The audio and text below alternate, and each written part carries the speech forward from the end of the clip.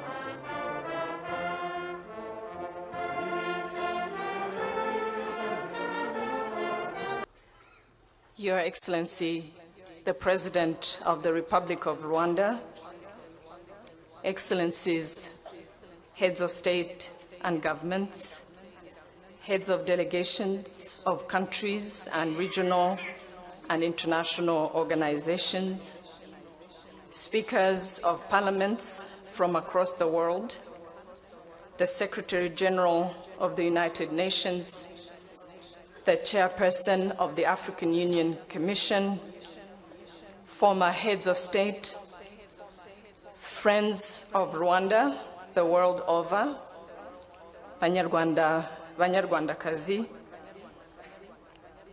At the start of our 20th season of mourning, Icyunamo, I welcome all of you here today. This is a day that needs no introduction. In the aftermath of the genocide 20 years ago, Rwandans felt alone in their grief. Today, friends around the world join us to commemorate the tragedy that befell our country and to appreciate the rebirth of our nation.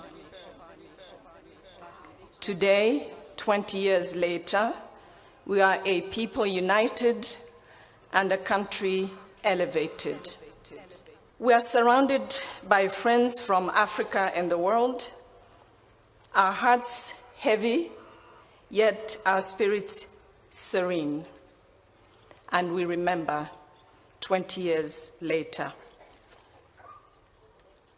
I would like to take this opportunity to recognize some very special guests who are here with us today, current and former heads of state, heads of international organizations, leaders of delegations representing their respective countries, and many, many other distinguished guests.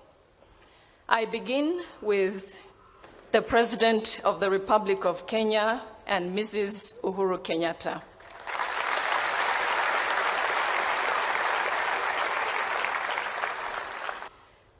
The President of the Republic of Uganda, His Excellency Yoweri Kaguta Museveni.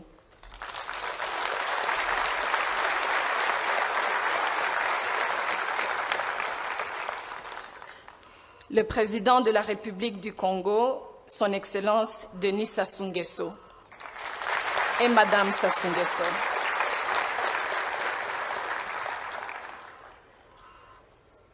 Le Président de la République gabonaise et la Première Dame du Gabon, Son Excellence Ali Bongo Ondimba et Madame Sylvia Ondimba.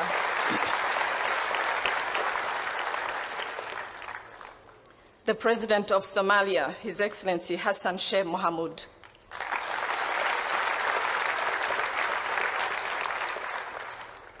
The Prime Minister of Ethiopia and Madame Haile Mariam.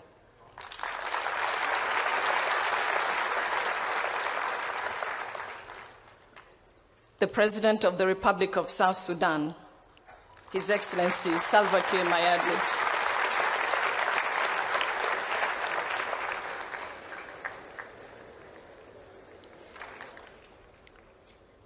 Le Président de la République du Mali et la Première Dame du Mali, Son Excellence Ibrahim Boubacar Keïta et Madame Keïta.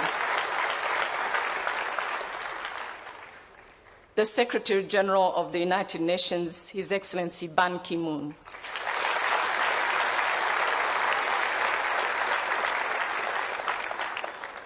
The Chairperson of the African Union Commission, Ms. Nkosazana Dlamini Zuma.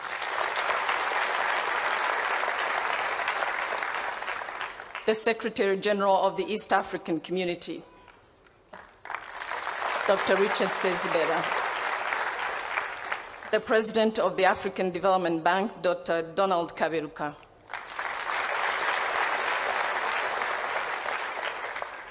For former heads of state, the former President of the Republic of South Africa, His Excellency Thabo Mbeki.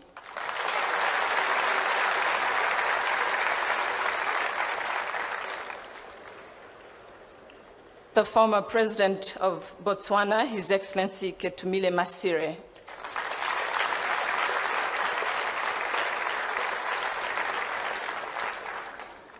The former Prime Minister of the United Kingdom, the Right Honorable Tony Blair.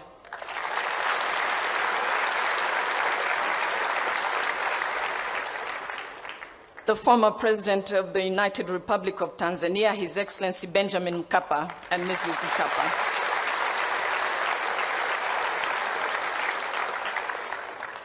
The former President of Ireland, Her Excellency Mary Robinson.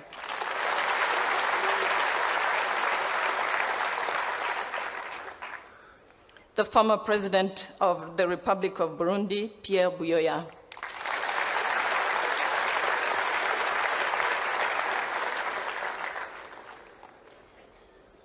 Distinguished heads of state, distinguished guests, we have many delegations from around the world. Time will not permit me to read the names of each one of them, but I will say the names of the countries represented here. Algeria.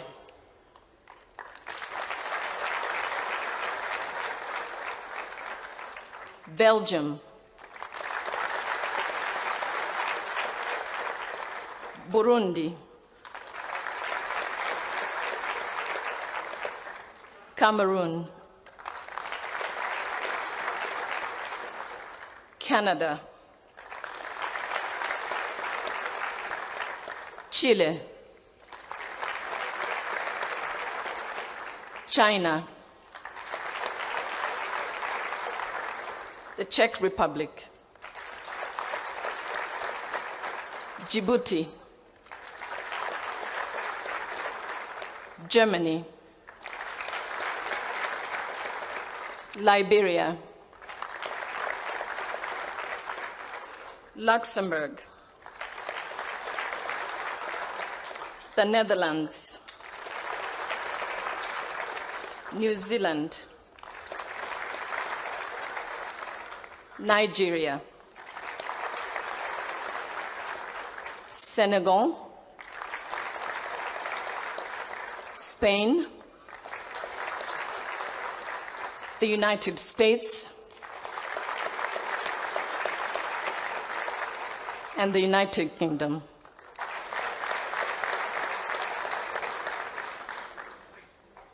Your Excellency, Mr. President, distinguished heads of state, distinguished guests, I wish to especially recognize 4 countries. 20 years ago, those 4 countries on the United Nations Security Council distinguished themselves through their efforts to draw the world's attention to the reality of genocide. Those countries are the Czech Republic,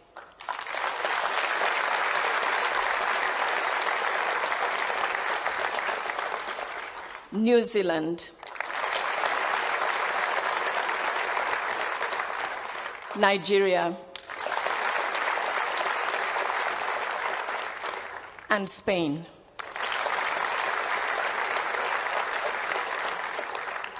Thank you very much. Also among us today are recipients of Rwanda's highest national honor awarded to those who fought genocide in different capacities. Those are Ambassador Colin Keating of New Zealand, Ambassador Ibrahim Gambari of Nigeria, and the widow of Captain Mbaye Diagne of Senegal.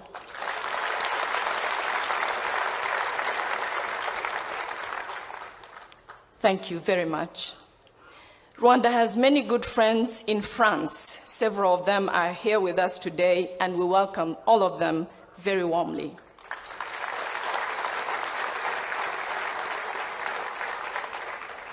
We wish to thank especially those who were with us 20 years ago, those who joined us along the way, reporters, writers, authors, scientists.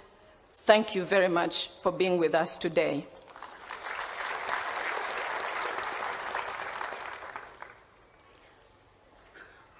Thank you again for your solidarity and compassion. Thank you very much. Your Excellency, President Paul Kagame, President of the Republic of Rwanda, Her Excellency the First Lady of Rwanda, Your Excellency the heads of state and government, leaders of delegations, ladies and gentlemen. I greet you and convey to Your Excellencies and the people of Rwanda the greetings of the people of Uganda.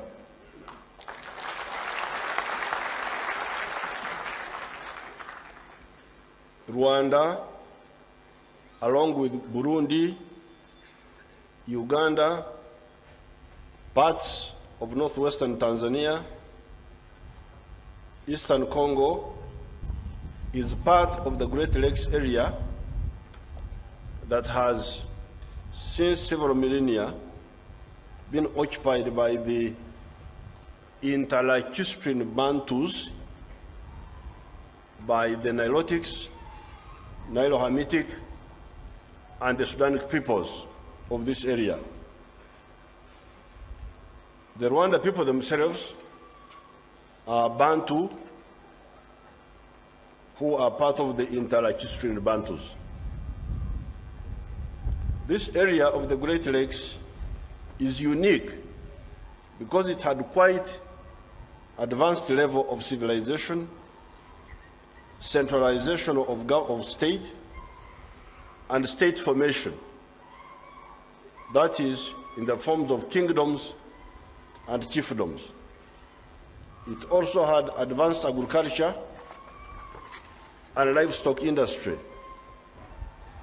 It had unique industrial practices, such as the processing of bananas into alcohol and juice, the milk industry, the cereals of sorghum and millet, and their derivatives, the science of converting iron ore, which we call obtare in our language, into iron, was also advanced, totally vertically integrated, as were the workings on other metals such as brass, called emiringa in one of our languages here, copper, ekikomo, etc. Mwa Abanyarwanda murazi inzoga. Inzoga muragizi. In which other part of the world do they make inzoga, like yours here? That is a unique industry for this area. There was also the unique technology of making textiles out of the ficus trees, known as mtoma in one of our languages here. In the socio-economic spheres, a feudal system was sitting atop symbiotic societies of agriculturists known as abahinzi, cattle keepers, abarozi, aborozi,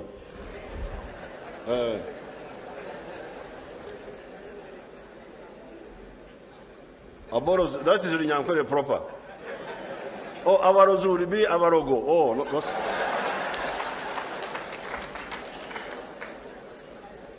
These ones who wrote here are the ones who wrote bad things.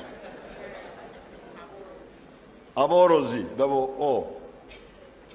Craftsmen such as blacksmith, abahesi, woodworkers, ababaizi, pottery workers, ababumbi, textile workers for backcloth, embugu, in Uganda, ebtoma, known as abakomaji, leather workers, abaremi in Runyankore, etc., and professionals such as medicine men and the magicians. The magicians were also there, and the musicians were also there. At the top, the system could be parasitic, where the kings and other rulers could expropriate property from the citizens, called okunyaga in Runyankore. They could also do partial expropriation, called okunogora.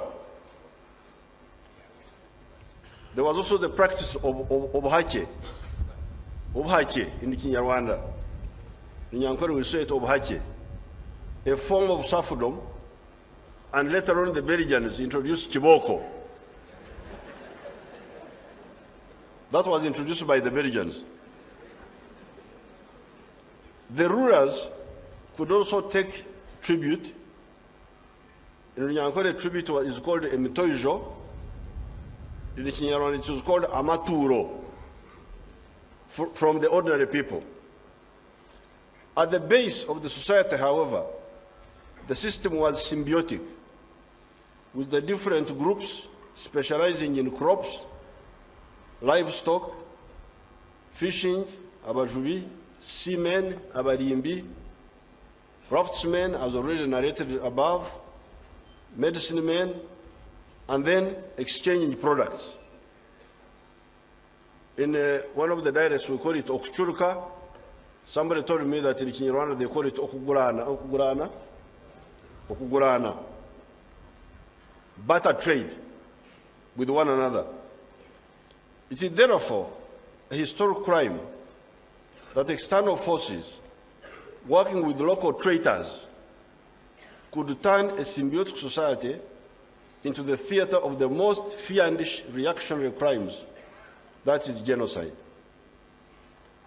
To the credit of one of the kings, Rudahigwa, he had abolished obhake and kiboko. That last king who was here had tried to reform the parasitism at the top of the system.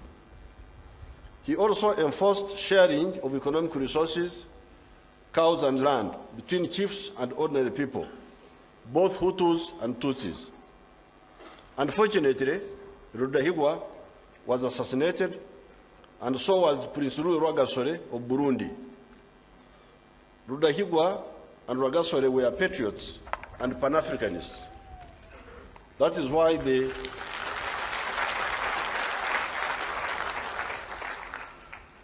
the parasitic forces grew desperate and started using sectarianism, assassinations, and genocide.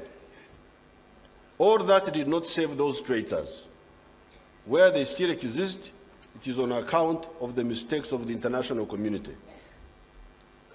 Trade within the Great Lakes and between the Great Lakes and the coast of the Indian Ocean was booming, although inconvenienced by the greed of the egotistical chiefs on the trade routes. There was one chief called Ruswarura in Bujinja, this is in Tanzania now, who distinguished himself in that skill of extorting what they called hongo, a form of tax from the travelers.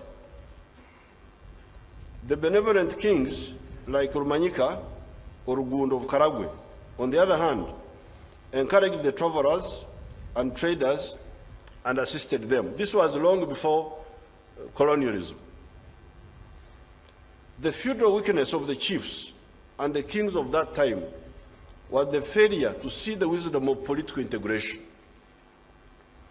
Although the Europeans spent about 400 years at the coast of the Indian Ocean before they had the capacity to penetrate in the interior of the continent, the myopic kings and chiefs engrossed in self-glorification.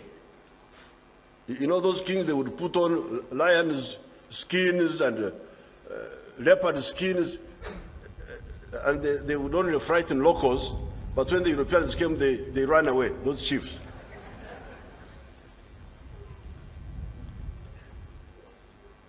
Sometimes tyranny could not see the wisdom of political integration in order to defend themselves against the strangers, the Bazungu, that were frequenting the East African coast ever since 1498, when Vasco da Gama went around the Cape of Good Hope. This is a very big lesson to us, all of us.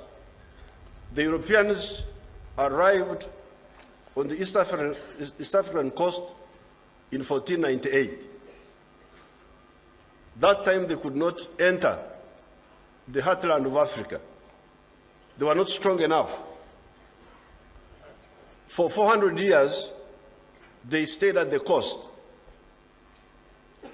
Meanwhile, they were getting stronger, inventing automatic weapons, inventing the steam engine, inventing quinine to deal with malaria. Meanwhile, our chiefs here were just sitting, hearing stories from the coast, and they could not organize themselves to defend themselves. This is a very big crime by those chiefs. I hope today's people will not be like those chiefs.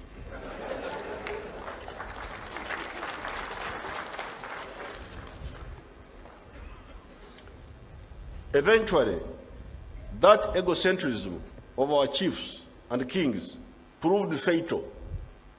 Once the Europeans had used the 4 centuries to advance themselves in technology, they called the Congress of Berlin in 1884 to partition Africa among the British, the French, the Germans, the Portuguese, the Spanish, and the Dutch in South Africa. Except for Ethiopia, the whole of Africa was conquered. This was a big shame for Africa.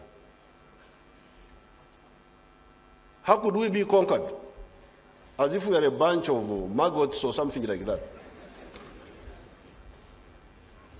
It was because of the internal weaknesses that we were conquered.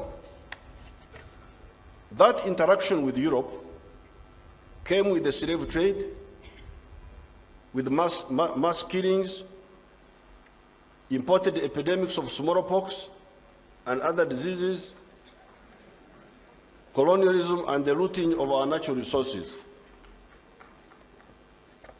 When Africa joined the worldwide anti-colonial struggle, along with India, Indonesia, Indochina, China, parts of Latin America, and some parts of the Middle East, assisted by the socialist countries, that is the Soviet Union, China, Cuba, etc., also assisted by the wars among the imperialist countries. We were lucky that the imperialists fought among themselves. That was good for us.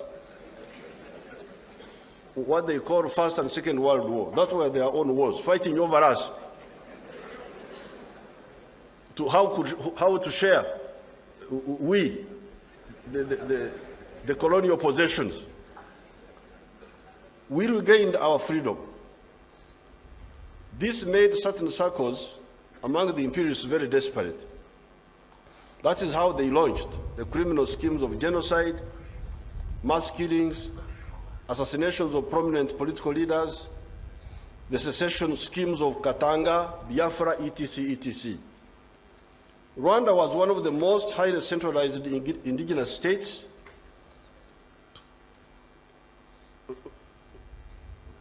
fell a victim to these schemes. A bankrupt pseudo-ideology of dividing the people of Rwanda, who have got a common language and culture, was hatched and promoted in the form of sectarianism. While there could have been antagonistic relations between the rulers, Abayinjinya and other nobles, and I think the others are called abattoirs, the abattoirs, on the one hand, and the people, there could be no antagonistic relations between ordinary Batutsi and ordinary Bahutu. After the problems of Rwanda started in 1959, some circles in Europe and here also tried to present it as a social revolution. But a social revolution cannot be between the oppressed fighting the oppressed. One day we shall get time and talk about this more when we have got more time.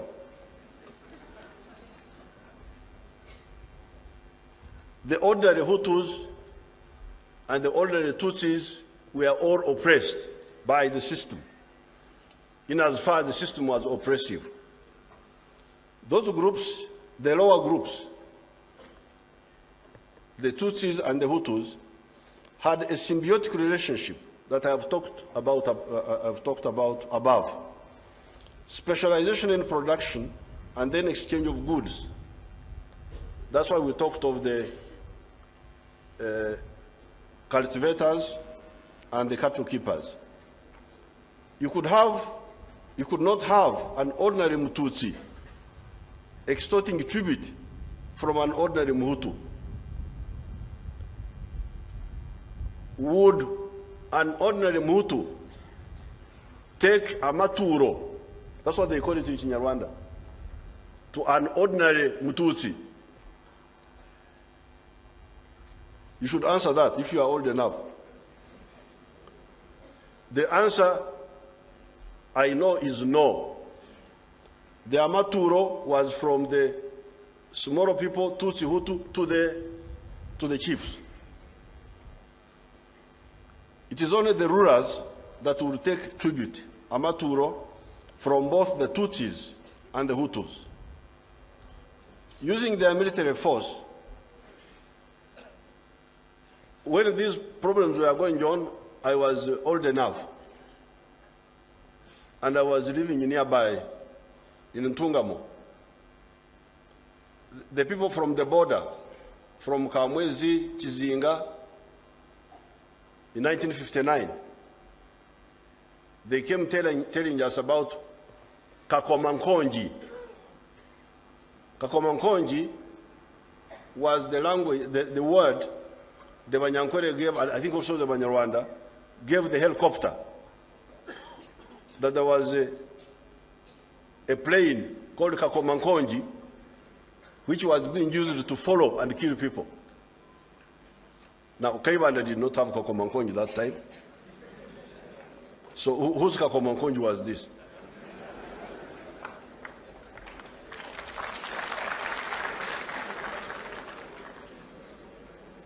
Using their military force, the colonies supported a criminal sectarian group of Grigwa Kaibanda, whom they had trained in their seminaries in Europe, to take power and launch the first genocide of 1959 to 1963.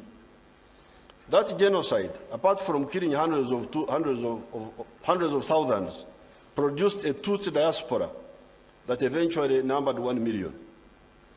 The reactionary regime told these people, this diaspora, that they could not go back to their country because it was overcrowded. When that bankrupt group was challenged by the RPF, their answer was genocide.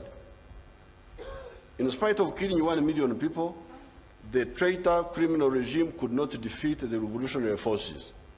They fled to link up with their ideological colleague, Mobutu Sese Seko Kuku Wazabanga Wambendu.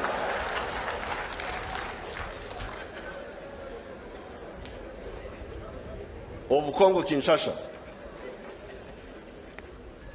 Well, I have used Mobutu's full names because these days you are not giving him his full names because he's not here. He was called Mobutu Sese Seko Kuku Wazabanga Wambendu.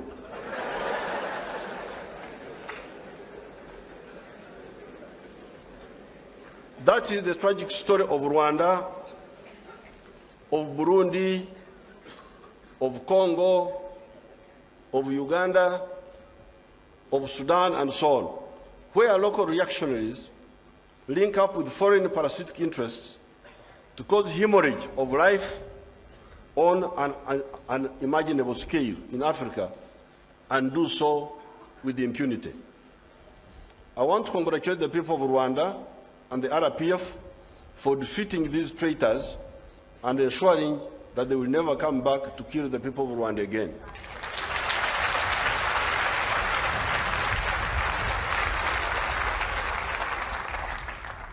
We all can witness the economic growth in Rwanda and its stabilization. As a veteran patriot of this area, I would like to warn those who hobnob with the genocidaires to know that they will have to contend with the patriotic forces that defeated the traitors with their external backers when they were still much weaker. We are now much stronger in every sense of the word.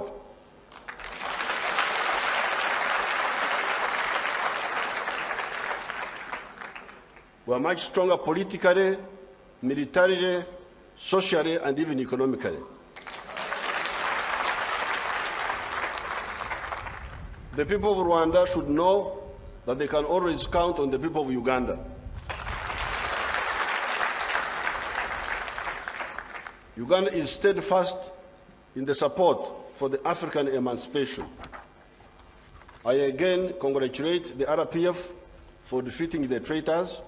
I call them traitors because they created unprincipled and pseudo-contradictions among the Banyarwanda. It is good that you have transcended that phase by relying on patriotism to defeat sectarianism. I wish you continued prosperity. I thank you. Thank you very much.